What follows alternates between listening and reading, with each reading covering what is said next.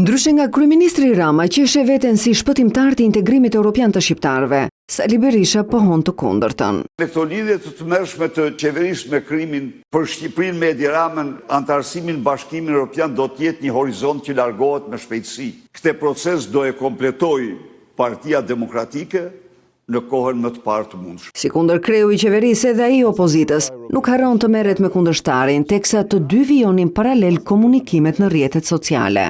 Grupi i parë i listës Edi Ramës janë që të gjithë pa përjashtim me dosje të rënda, spaku, aferash korruptive ndër më të mëdhat dhe lidhje me krimin ndër më të tmerrshme.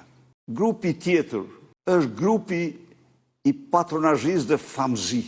Foli për entuziazëm dhe fitoren e 11 maj, por kur pyetet se sa mandate do të marrë, jep këtë përgjigje. Do të jetë një fitore e thellë e koalicionit për Shqipërinë madhështore.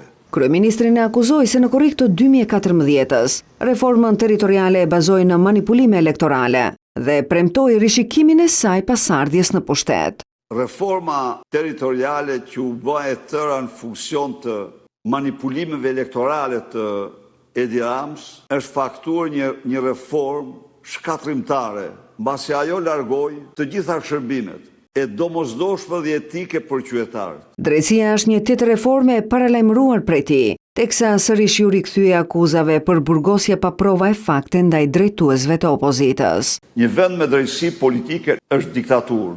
Në këtë kontekst, bashkë me Komisionin e Venecias, ne do normarim procesin e reformimit sistemit drejtësisë. Pavarësisht nëngratës nga Shtetet e Bashkuara, Berisha premton lehtësira sa i përket udhëtimeve përtej oqeanit për shtetasit shqiptar.